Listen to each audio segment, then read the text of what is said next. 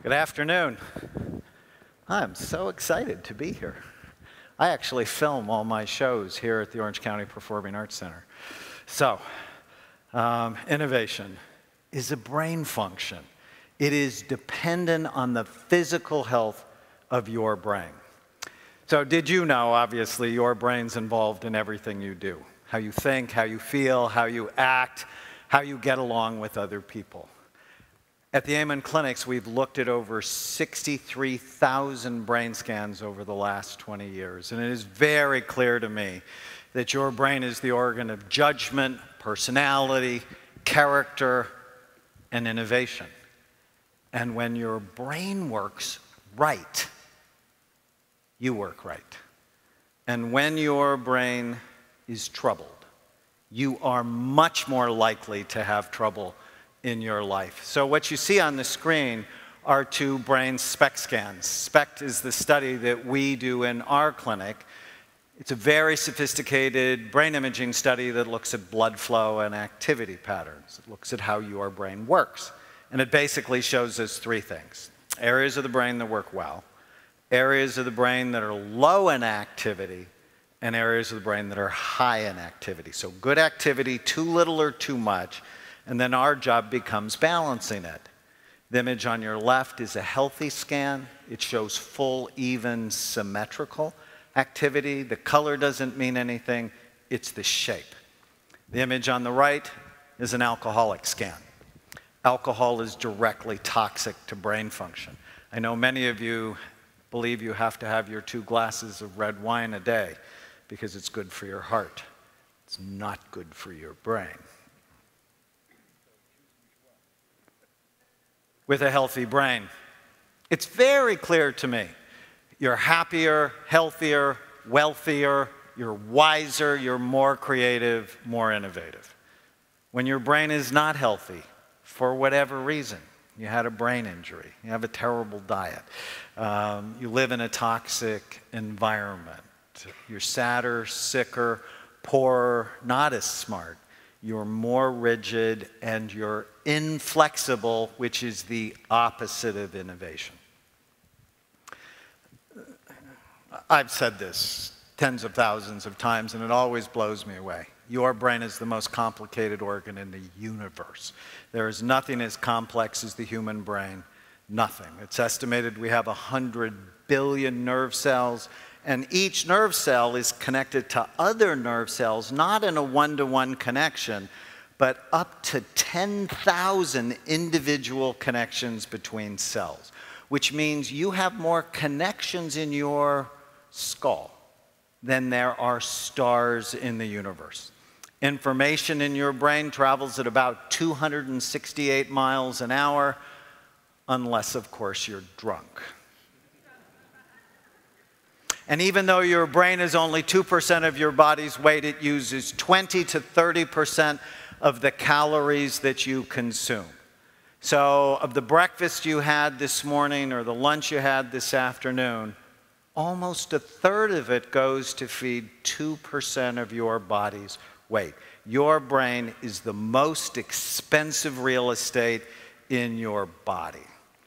On average, you lose 85,000 brain cells a day.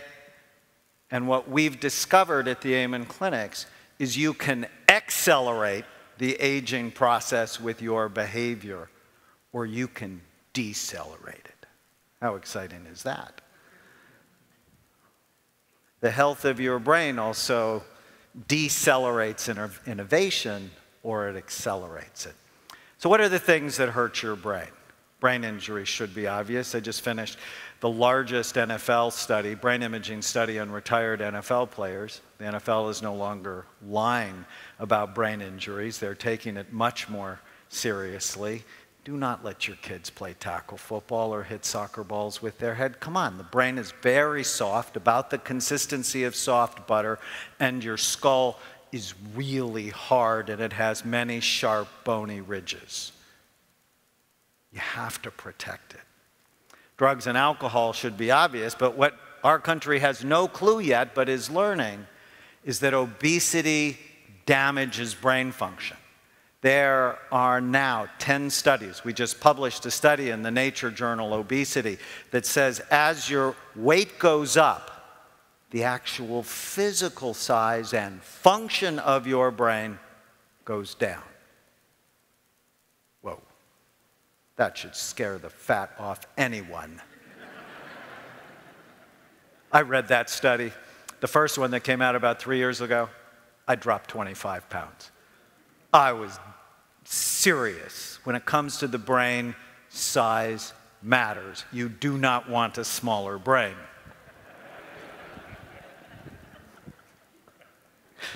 Smoking constricts blood flow to the brain. Like it prematurely ages your skin, it prematurely ages the brain. High blood pressure, as your blood pressure goes up, the blood flow to your brain goes down. So you need to know your blood pressure on a regular basis, and if it's high, take it serious. Diabetes, standard American diet, environmental toxins, lack of exercise, and something I call ANTS, automatic negative thoughts, the thoughts that come into your mind automatically and ruin your day. They are the seeds of anxiety disorders and depression. So if this is true, it is, what are the things you can do to help your brain? Positive social connections. Unbelievable. The people you spend time with determine your longevity. Isn't that interesting? If you spend time with people who have healthy health habits, you pick those up because people are contagious. If you spend time with people who do not have healthy habits, you die early. Become very serious about who you spend your time with.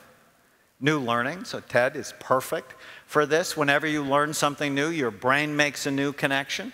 When you stop learning, your brain actually starts to disconnect itself. Diet's absolutely essential. You are consuming the nutrients that are helping you or the toxins that hurt you. The SAD diet, the standard American diet, is not only associated with heart disease, cancer, and diabetes. It's associated with depression, attentional problems, and Alzheimer's disease. Food is medicine or it is poison. Sleep, again, it's absolutely essential because, you know, in 1900 we got on average 9 hours of sleep at night.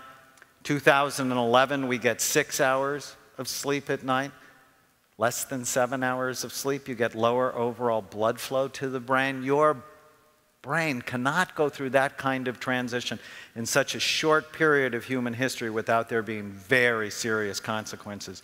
And as sleep goes down, weight goes up because your cravings get out of control. So being physically healthy is important, but having anxiety is important. Did you know there are great studies with longevity, and the children who were the don't worry, be happy children die early because they didn't take their health seriously enough. I hope I give you a little anxiety. You know, I'm a psychiatrist by training. I was teaching people to chill out, and what I came to realize is I need to motivate them a little bit and just increase their fear so that the double cheeseburgers are not calling their name. Meditation fooled us. What we thought, you know, meditate, zone out, brain calms down. Absolutely not like that at all. When people meditate, it activates the front part of their brain, which is the most human, thoughtful part of their brain. You want the best antidepressant? It's not Prozac, it's gratitude. You write down 3 things you're grateful for every day. Within 3 weeks, you'll notice a significant difference in your level of happiness. And ant killing means don't believe every stupid thought you have. If you go, okay, Dr. Amen, you've been a psychiatrist 30 years. Single most important thing people can do. Don't believe every stupid thought you have. Have this little word, this little question in your head, is it true? So when you feel like your husband doesn't love you, is it true? Because when you question your thoughts, you live in a more rational world. Here are examples of 3 60-year-old brains. One with Alzheimer's disease, one that is overweight that has sleep apnea, which is a disaster for brain function, and a healthy scan. Which brain do you want? I know which brain I want. Here are 5 ways brain imaging will change everything you do. The first thing, it will give you brain envy. So I started doing scans in 1991, and was 37 years old, and I scanned my own brain. And I looked at it compared to a lot of other scans, and I went, yuck, too many bumpy places. And I've actually never drank. I got drunk when I was 16. I had a hangover for 5 days. I went, this is not for me. Never smoked, never did drugs. I'm like, so why does my brain look so bad? But at the time, I had a lot of bad brain habits. I only slept 4 or 5 hours a night because I was driven. I was drinking diet soda like she was my best friend. I carried more weight, was under chronic stress, and it showed. And so since I saw my scan and developed brain envy, at 52, I scanned myself again, and it's much younger. My brain looks better. And you know, you can do that. That's the cool thing about the brain. You probably heard about brain plasticity. But if you make good decisions today, well, we found this out with our NFL study, that you can start to improve your brain within 2 months. It's like, how exciting is that? And with a better brain, everything in your life is better, from your body to your money to your relationships to the level of innovation. The second thing is, since brain imaging, I would never let my kids play tackle football. When does the brain finish developing? 25. Your brain, and in males, some people think it's more like 28. So the idea that you are an adult at 18, from a neuroscience perspective, is just flat out stupid. And the insurance companies know that. When do your insurance rates change and stabilize? 25. Why? Because you're making better decisions, and the decisions you make are a brain function. So do not let your kids put their brains at risk. You'll take environmental toxins so much more seriously. This is one of the firefighters that we scanned recently. And you see this overall low activity, those holes. He doesn't have physical holes in his brain. What he has is serious overall low activity. You'll take your weight a whole bunch more seriously. And you'll think about the early detection and prevention of Alzheimer's disease. Alzheimer's disease is expected to triple in the next 25 years. We cannot afford this. And how you prevent Alzheimer's disease is you prevent all the illnesses that are associated with it, like heart disease, cancer, diabetes, depression, and high blood pressure.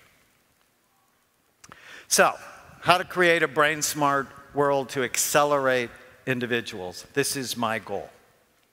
And we see individuals and families at the Amen clinics, but we're very interested in schools, in churches, businesses, and communities.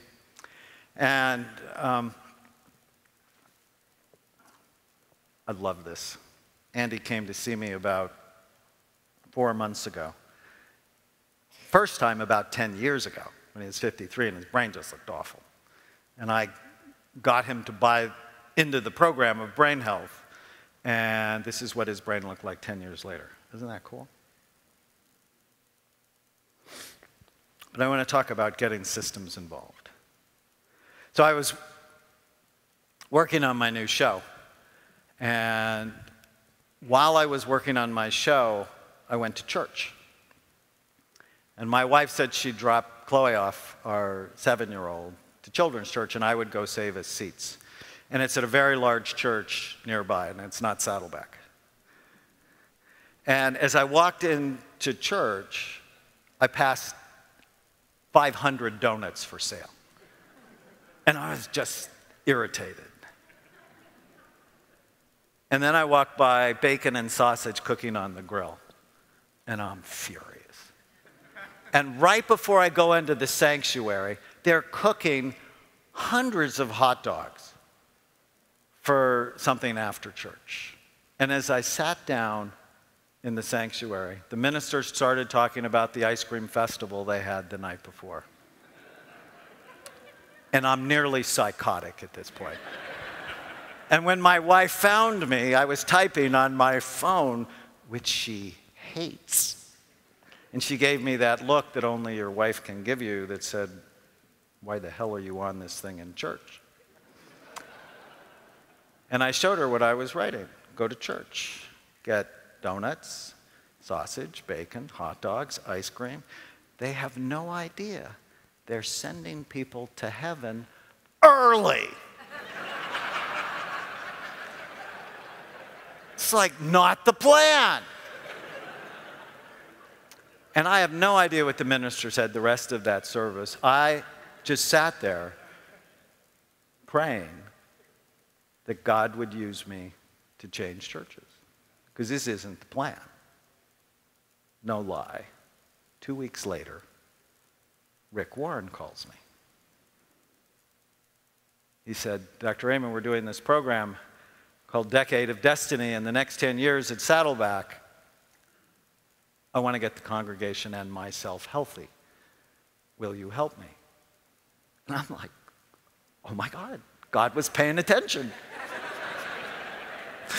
Often in my life, I don't feel like that, but I'm so excited. And so we have put together a program called the Daniel Plan, God's Prescription for Your Health, to the 30,000 members at Saddleback. And we give them the opportunity to sign up for the research part of the program. We now have nearly 15,000 people in our research study. Saddleback, as we develop the Daniel Plan, is connected to 400,000 churches around the world. Next year, after we beta test it this year, we're going to export it. I couldn't be more excited about this. And we deliver the content through small groups. Why? Because people get well in groups.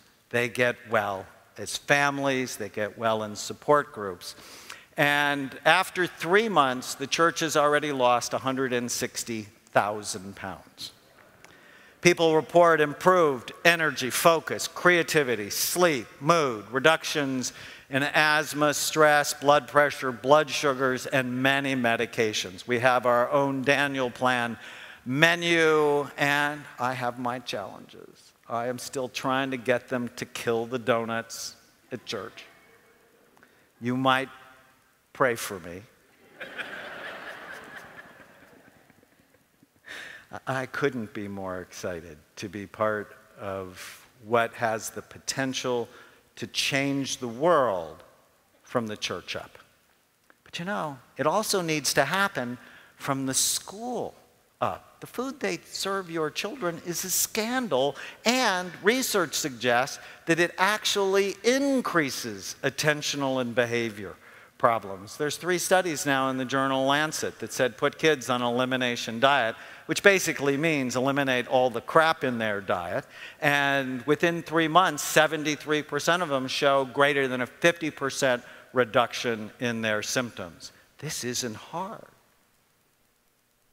We need to change our society, though, from businesses up, from hospitals up. I went and visited my aunt in the hospital. I said, I have to get you out of here. The food is going to kill you. Brain health and innovation are intimately connected. Please help me create a brain healthy world.